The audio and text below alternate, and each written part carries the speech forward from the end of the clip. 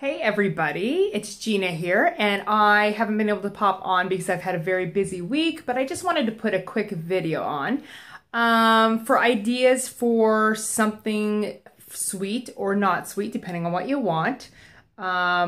So let's just see. Okay, I'm gonna walk around here for a sec, but one of the things that I always did was fat bombs, okay? And in my fat bombs, I had this. 99% dark chocolate Lindt, okay? I had natural peanut butter. I'm a huge lover of natural peanut butter. It's phenomenal. Love it. Okay, natural peanut butter. And I would put in coconut oil. Okay, just coconut oil. Okay, so I believe I used to use 1 bar of the 99% dark Lindor chocolate, melt it down, put in 1/4 cup of natural peanut butter and 1/2 cup of the coconut oil. Okay, I melt it all down, put it in molds.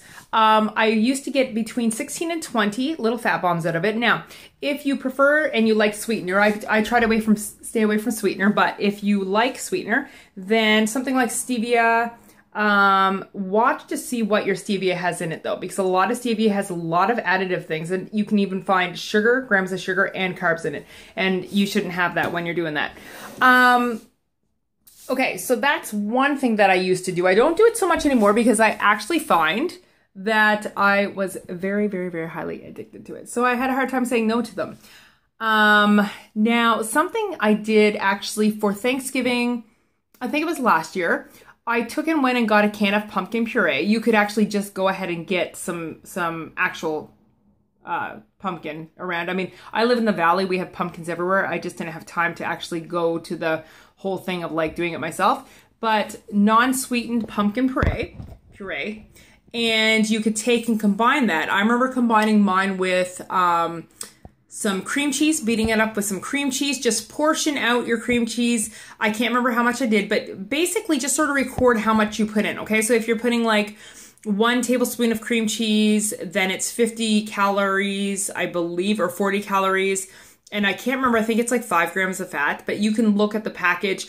And if you don't know, Google something. That is what I've done my whole time doing keto. So I combined mine with cream cheese, a little bit of whipping cream, pumpkin puree, and with some stevia.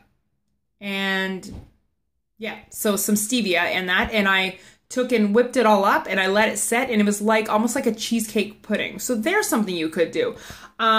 If you just want a little bite of something, especially on Thanksgiving.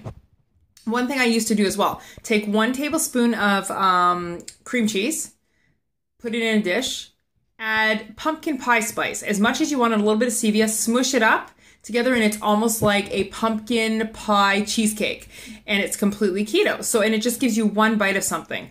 Those are just some ideas. There's also great ideas out there for different mug muffins.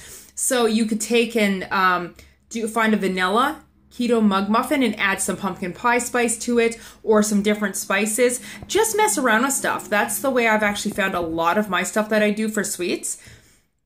And quite frankly, I love it. It's great. Now, I actually don't do any sweetener anymore. So I literally do when I did my fat bombs, I would do them with no sweetener, and it worked really, really well for me. But not everybody's like that, right? Everybody wants something a little different.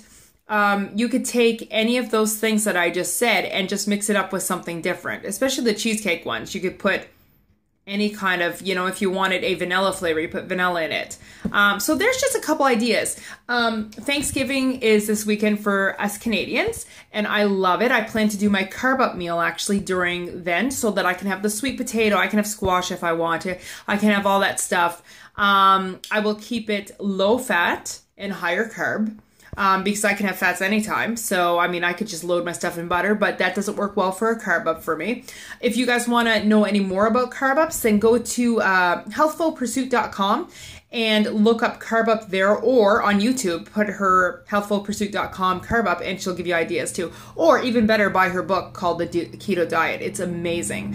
Anyways, guys, there's so many options to not taking in sugar and all that during the holidays. And it's something that I really, really, really like to do, is to keep to a really, really whole food based thing and not enter sugars back into my diet and that kind of stuff. So those are just a couple ideas of what you could do.